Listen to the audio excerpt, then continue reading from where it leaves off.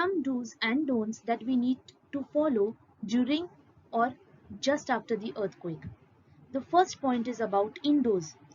If you are indoor, that is at your home or office, do not rush outside. Go under the table or under the bed. Do not go near windows and chimneys. Next point is outdoors. If you are outside, then do not go near any building, high walls or near any electric wires. Do not re-enter a damaged building. If you are driving, then immediately stop the car during an earthquake. Also stay inside the vehicle. Always remember to turn off electricity, gas and water if the house is damaged. Leave the house immediately if fire starts. Also, leave the house if there is a gas leakage which is detected even after the gas is turned off. Save water. Fill all emergency containers at home. And lastly, free all the domestic animals like dogs, cats and cattle. Do not keep them tied.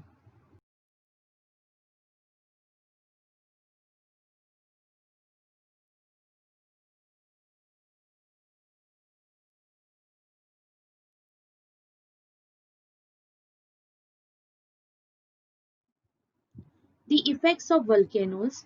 The very first effect is loss of lives. The most disastrous effects of volcanoes occur where people have inhabited villages on the slopes of volcanic mountains.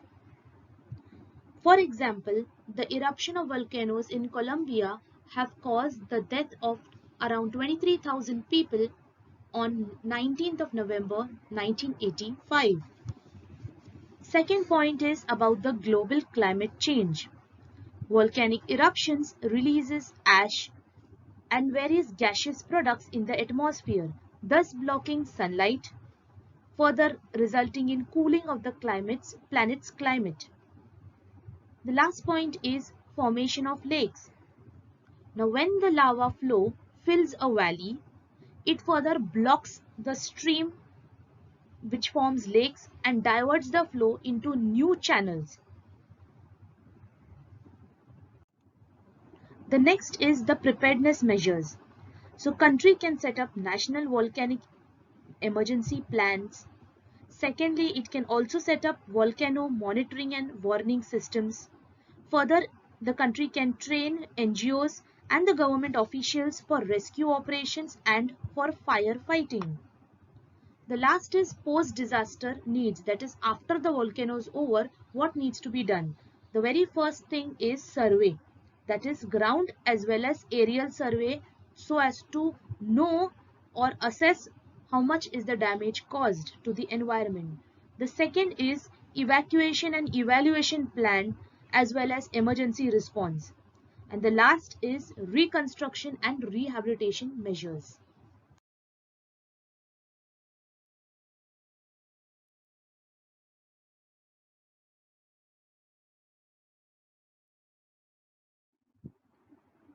Increase in population along with poor resource management has resulted in conversion of forests into pastures. Further, due to deforestation, floods have become more frequent and even much more severe. So some of the effects of floods are as follows. The very first one is loss of lives and shelter. Major floods kill thousands of people all over the world, especially in the developing countries. For example, between 1960 to 1990, floods have caused 65,000 deaths all over the world. 78% deaths occur in India, Pakistan, Bangladesh and China. The second effect of floods is loss of agriculture. In Bihar, UP and West Bengal, every year thousands of hectares of farmland are destroyed. Next is threat to public health. Flood water causes the sewage system to overflow. Sewage water then gets mixed with the safe drinking water, thus causing various types of waterborne diseases like typhoid, dysentery, cholera, gastro diseases, and much more. Next effect is financial effect. Financial cost of floods due to loss of human lives, animals, shelter, damage of transport and communication facilities, industries and trade, and much more. Some of the other effects of floods include starvation and malnutrition, death of many animals, forced migration to some other state or a region, and also soil erosion. Some do's and don'ts to be followed during or after the flood is over. The very first one is listen to the radio for advance information and advices. Second is disconnect all the electrical appliances and move all your valuable personal as well as household goods, clothing out of the reach of flood water.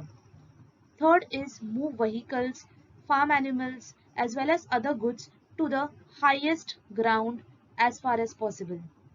Next is turn off electricity, gas if you have to leave the house.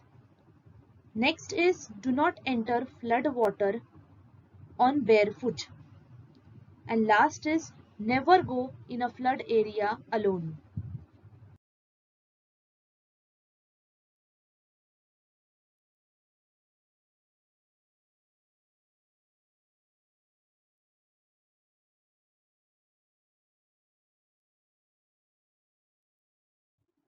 Now let's understand the various effects of droughts.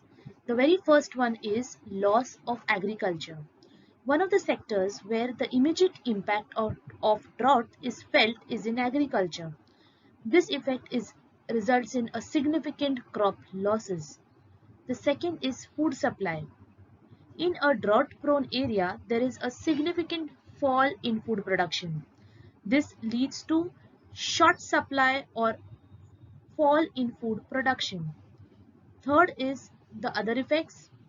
The other effects include deficit in groundwater, non-availability of qualitative seeds, land degradation, fall in investment capacity of farmers, forced migration of people to some other region, increase in the food prices, as well as death of animals.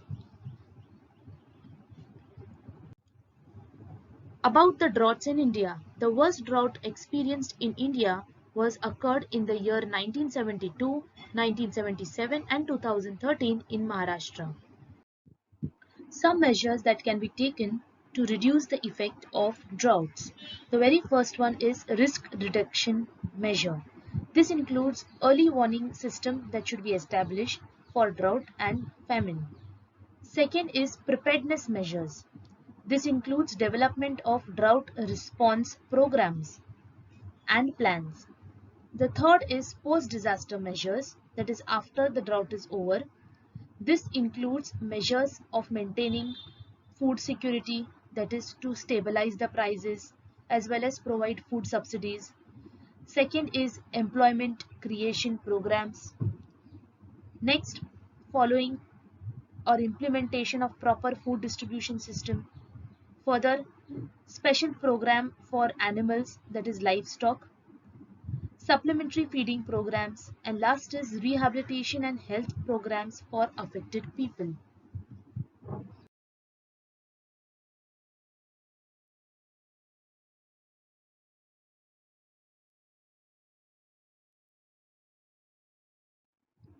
Now let's understand the effects of cyclones. The very first effect is on the coastal areas. Cyclones are associated with high pressure and strong winds. This generates strong surges. Strong surges means abnormal rise in the sea level which takes place near the coast. Thus, because of this, the sea water enters in the low-lying areas of the coastal regions, thus drowning human beings as well as animals, affecting the beaches and destroying the vegetation and reducing the soil fertility. The second is loss of property and life. Very strong winds may damage communication systems, trees, etc., thus resulting in loss of life and property. Further, the next effect of cyclone is epidemics. Heavy and prolonged rains due to cyclone may cause river water to enter in the low-lying areas. Due to this, it is pollution in the drinking water as well as the dead animals. All this enters the drinking water and causing outbreak of epidemics. The next is impact on transport and communication. Long after a cyclone is over, road and rail transport can still be blocked by flood waters. Trees may have fallen, electric wires may have uprooted. So there is a need for safe lighting at homes, proper refrigeration of food. All this needs to be done. Further, some do's and don'ts to be followed during or after the cyclone. The very first one is listen to the radio for advance information and advices. A cyclone may even change a direction or its speed may become higher or lower, intensity may be high or low within a few hours. So it is very important to keep listening to the radio for updated information. The next is evacuation in the area. Move to the nearest shelter or evacuate the area if there is any order which is given by any government agency. Further, if you are at home, then always stay indoor and take shelter in the stronger part of your house. In case if you are outdoor, then find a shelter if you are caught in an open area. Do not go near the beach during a storm.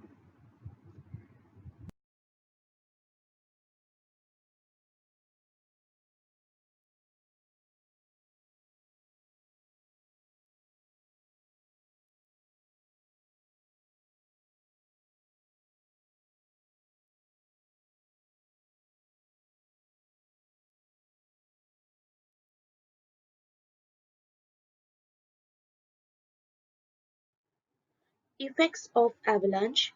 The first effect is that avalanche causes loss of lives and can destroy settlements, roads, railways, and forests.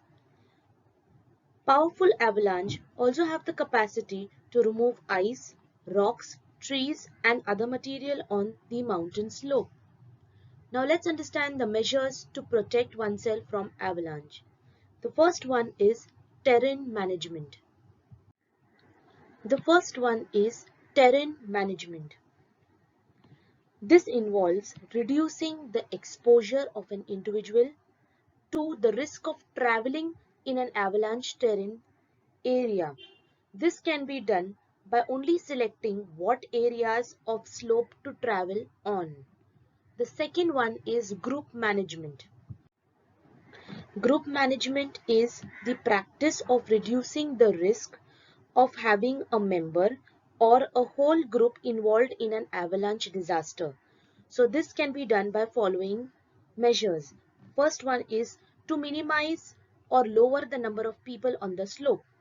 Second is maintain separation from one another. Third is stop or camp only in safe locations. The next one is the situation called as hypothermia. Hypothermia is wherein the human body temperature goes extremely low.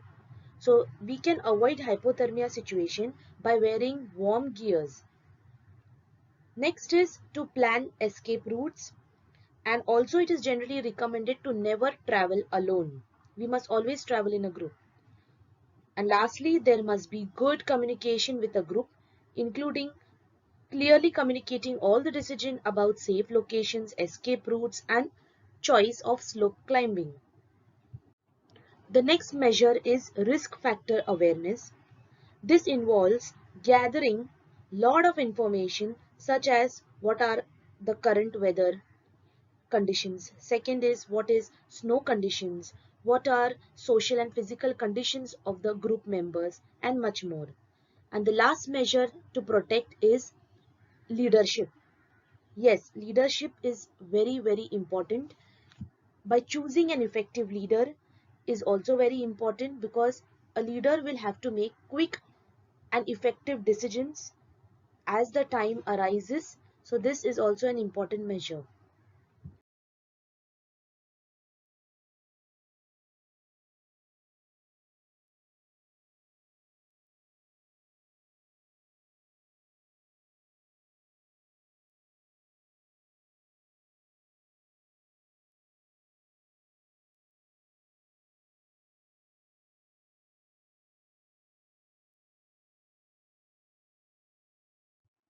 Nuclear accidents. Today, the use of radioactive minerals in atomic power stations have increased a lot. The highly toxic radioactive waste which are generated by nuclear power stations create biggest problem to the people living in and around the nuclear power plants. Some of the effects due to nuclear accidents are, the very first one is nuclear accidents are responsible for the majority of deaths. Second, exposure to UV radiation, that is ultraviolet radiation, also increases risk to cataracts as well as skin cancer. The third effect is that UV light can also cause harm indirectly by contributing to increase in ozone depletion. Next part is measures to protect oneself from nuclear accidents. The very first one is first one is risk reduction measures. In that, first is development of plans for awareness or preparedness for emergency at local level must be implemented. Second is to improve community awareness.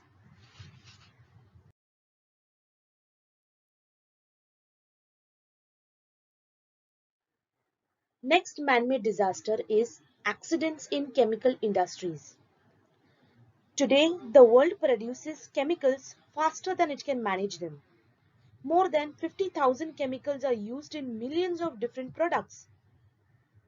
These chemicals include extremely toxic substances which can cause allergies, damage extremely important organs of human body. Let's understand this disaster in much detail now. Following are some of the important effects of accidents in chemical industry. The very first effect is the breathing issues. Breathing of toxic chemicals destroys the lungs, thus leading to respiratory problems. Second effect is affects immunity. Long exposure to some chemicals will also affect the immunity of human beings. The third is air, water and soil pollution when toxic chemicals are released from the chemical industries. Under measures to protect, the very first one is to analyze the chemicals used. That is, it is important that everyone need to analyze what are the chemicals used in different workplaces. Find out if there are any negative effects and also find out which are the safe chemicals to be utilized. The second one is workplace must have locker rooms.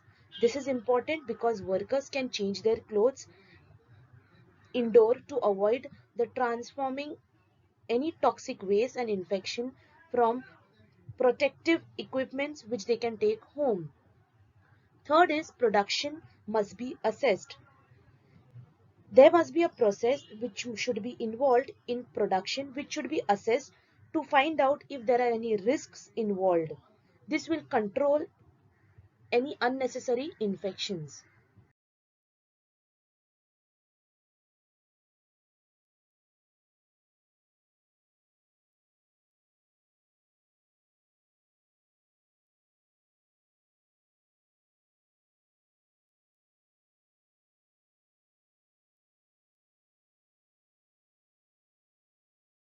Destruction of forests may cause many effects.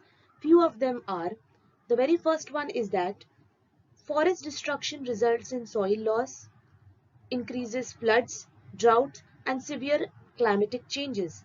Second is, it also results in loss of rich and beautiful habitat.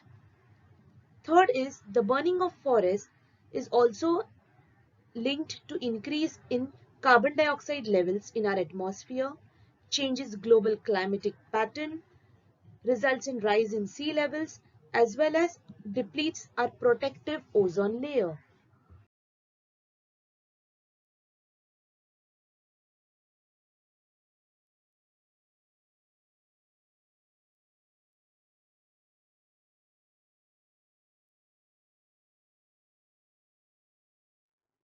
Forest fires. Forest fires are caused by natural factors such as lightning, or by negligence, or by accidents or careless burning of forests. Poor forest management is also responsible for forest fires. We have a good example here. For example, in 1982, a single forest in Kalimantan, that is Indonesia, had damaged more than 3.5 million hectares of forest, and in 1988 in US destroyed more than 2 million hectares of forest. Let's now see the effects of forest fires. The very first effect is it results in loss of lives of human beings as well as animals, loss of shelter for animals and birds, economic loss due to loss of valuable forest essentials. Next is loss of rare plants and animal species, as well as causing air pollution.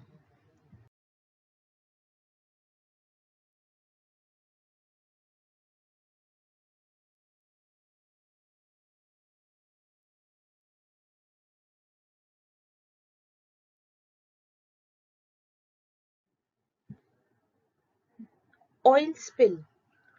An oil spill is the release of liquid petroleum hydrocarbon into the environment, especially the marine areas, due to human activities, and it is a form of pollution. Let's understand its effects. The very first effect is its effect on seabirds and marine animals. The oil which is released in the sea or the marine life, it, it is absorbed by the seabirds and animals. This reduces their insulating capacity. Further, oil spill may also cause the death of many seabirds and mammals by entering in animals and birds' lungs or liver. The next effect is on marine plants. Since oil floats on the top of water, less sunlight is absorbed into the water. This limits the photosynthesis process of marine plants. Further, oil spill affects the entire food chain in the marine ecosystem.